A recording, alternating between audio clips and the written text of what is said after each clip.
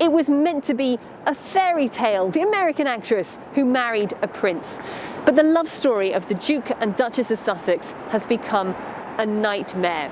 The sit-down interview with US TV host Oprah included a number of shocking revelations, including that an unnamed member of the royal family discussed how dark their son Archie's skin would be, and that his race was a factor in him not being offered a royal title. Also, that the Duchess had suicidal thoughts because of the pressure that was put on her. Now, although the allegations made by the couple were firmly squared at the UK's tabloid media and the British royal family, the story has made huge waves on the other side of the Atlantic here. It's very sad, and I'm very, very proud of Harry, who really stood up for people like different colors. It was just kind of shocking how a royal family like that, and I thought they'd be a little bit more inclusive. It kind of coincides with a lot of other things that are going on right now, I guess, like kind of taking down certain institutions and establishments. So I think people are kind of on the side of Meghan and Harry. Well, I was kind of not surprised because I figured that it had to have been something like that, given the fact that Diana had gone through and expressed what she had gone through, the loneliness factor of it all. Harry and Meghan are no longer frontline members of the monarchy. They have handed back the patronages that they were given by the Queen. And in the interview, Harry confirmed that they no longer receive financial support or security protection from the royal family. The couple has also settled in the United States, where they've set up a charitable foundation. They have also signed a deal to produce shows for Netflix. But they've set themselves a very tough act to follow, with the final TV viewing figures for their bombshell interview expected to be even bigger than those of the Super Bowl. Sarah Walton, SABC News, New York. Well, let's stay with that story now as we go to London, where we're joined by communications expert, CEO of PLMR Communications, Kevin Craig. Kevin, thanks very much indeed for joining us. Welcome to the programme. Depending on which side of the Atlantic and which paper you pick up, you hear words like Harry and Meghan go nuclear, that this is a crisis for Buckingham Palace. What do you make of what's played out today? Well, it's a pleasure to be on this important show, Peter. And I would say, as somebody who spends his life dealing with the media and politics in the UK, that this is a story of two sides, basically. There's a lot of sympathy here in the UK for Harry and Meghan, Harry's military record. Remember, this is a guy who's risked his life on active service. So there's a lot of sympathy and respect for him and his wife. And there's also a lot of concern. The main thing I think that's going to be the problem from this interview are the comments about the colour of their child. We'll come back to that. On the other side, there are people who are saying, well, what's the strategy of Harry and Meghan? They left the UK to go to the United States for a quieter life, away from media intrusion. Does it get more high profile than the sofa with Oprah? So it's really mixed. I think balanced, reasonable people would feel empathy for this young couple. But in terms of, if you think about your own family, resolving disputes through the medium of television is not going to help these things get fixed. And whilst Harry has said he wants to heal the relationship with his father, we're in a very difficult spot at the minute. And it doesn't look great, amongst our friends around the world, and not least members of the Commonwealth. The way Harry spoke, one gets a sense that the institution of the royal family is a really difficult one to break in terms of tradition, culture and way of doing things.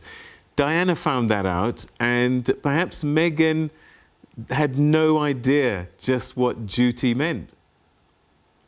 I suspect that for a very independent, autonomously successful, high-profile African-American actress, the most rigid and British and stiff of institutions was always going to be a culture shock, and not least because she was the first person of colour to enter the ranks of the front line, the top tiers of the royal family. And I'm sure she did find it difficult, but constitutional monarchy with all its idiosyncrasies, is not a normal institution by any means. It has a lot of traditions, it has codes of conduct, and it has ways of doing things. And in many ways, this clash and these pressures were inevitable. I think what's really interesting now is, where does this go? As we speak right now, British audiences are getting their first chance to view the interview without any filters from abroad, and it's what the Queen and the royal family does next. But most concerned to me, is somebody who deals with reputation, who loves both the royal family and the work of Harry and Meghan, is how do we deal with these quite damaging questions about ethnicity and the child and race? And it wasn't just ethnicity, mental health also another big issue, which means that the royal family does have to respond to these allegations. Normally we know that they try to kind of stay above the fray, but these accusations are perhaps too much. They are very strong, you're absolutely right. But I think what would be really helpful for the institution is to directly communicate now with the couple, not through public media. The thing to remember, to be fair as well, is that there's an interview that not many people saw with Harry back in 2017. And he said that he was aware that there was a limited window of public interest in him and his life before the public then focused on the next generation of royals. Him and Meghan are financially independent. They have now got to find their own way. And there are economic factors, and there are factors of celebrity and brand at play here. So it's really complicated, but I really would love to see the communication behind closed doors to try and move this on. How have the British public been feeling? I mean, there's some diehard royal watchers and followers, and there's been, of course, people who've always wanted the monarchy to be disappeared. So some, as you said earlier, sympathy, others perhaps. But I know that they've been doing polls, and how have they come out? What have they been saying? Well, Harry and Meghan still enjoy favourable ratings with over half of the British public. And the other funny thing is that even though I guarantee you this story is going to be #1 in the UK media tomorrow, the data of opinion polls published this past week showed that over 50% of British people were either not at all or not very interested in watching the programme tonight. Because don't forget, we're all in the middle of COVID-19. Lives are being lost, and a very different normality. So the timing of this means there's not as much interest at the grassroots as there normally would, and the public are split. I'll just add one thing. Growing up as I did in London of immigrant parents from Ireland, a lot of friends are from communities originally from around the world, and they and we loved the fact that Meghan brought this new dimension, this modern dimension, a young African-American origin woman to the royal family, and people missed that. She was really popular. All right, so let's talk about brand and reputation. I mean, one of the things that you do if you go on holiday to the United Kingdom is you go to Buckingham Palace, you try and catch the changing of the guard, and you buy something English. I mean, Meghan had a picture taken in front of Buckingham Palace when she was a kid herself. So will the brand of the royal family be affected by this, or is this a Diana moment where, yes, they took a knock, but essentially the royal family as a brand remained intact? Well, your question is a really good one, because the answer to it lies in what the institution and its leading members do next. It's unfortunate all this is happening while the Queen's husband, the Duke of Edinburgh, is very unwell in hospital.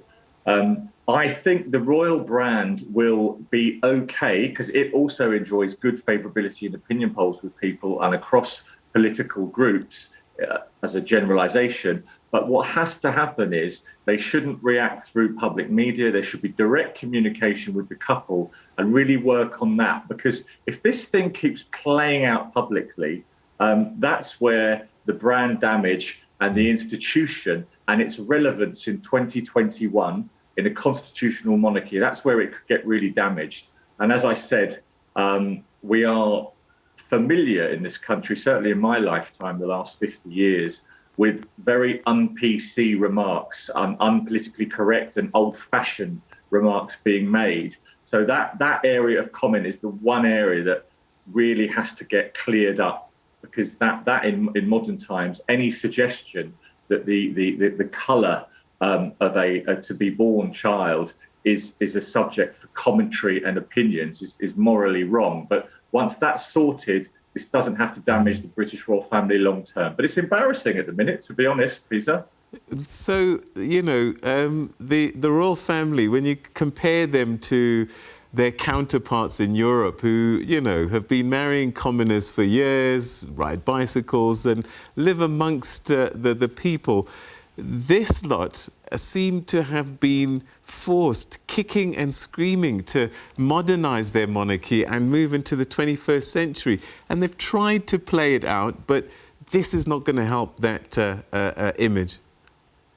It's not going to help that particular image. It's not going to help the case against those who would wish to see the monarchy abolished or drastically reduced, and then who want to take the debate onto even more controversial issues like land reform and the what's really happening up here as well at the moment is a very open and intense public debate in the UK about the legacy of the slave trade and colonialism. Wow. So this all feeds into that. It's really current. You know, I think the royal family at times have been dragged kicking and screaming into modernity. Yeah. But in terms of what happens next, they really have got to try and lower the temperature on this. And I think reach out to Meghan and Harry and try to re-establish trust. So what about Meghan and Harry? This must also be a risk to them, because they know that they were going to upset some loyalists. And of course, the British media, they don't have a great relationship with them. They're probably killing them over there. Well, you must have a secret camera into the eyes of the front pages this past week, because there are certain newspapers that are really, to be colloquial, getting stuck in for Meghan and Harry. And sometimes I think as a communications professional here at PLMR, unreasonably, unfairly so. Meghan has just had a major win against a national newspaper, which is being forced to apologise to her for the way it used private letters from her father.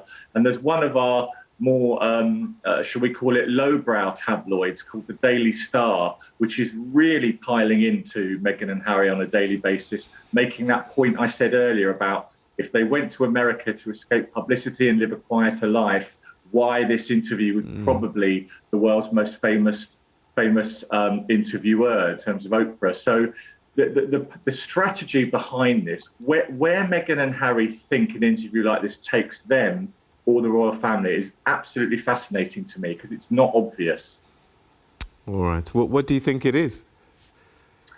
Well, I think most pressingly, and they are, you know, very decent young couple at the start of a big phase of their life. I think that you go back to Harry's own comment in 2017 about a short, narrowing window of opportunity where he is still front of mind of the British public. And I think there is an element to which they are trying to maximise their exposure and building their brand for the next phase of their lives, because that's what they have to do now.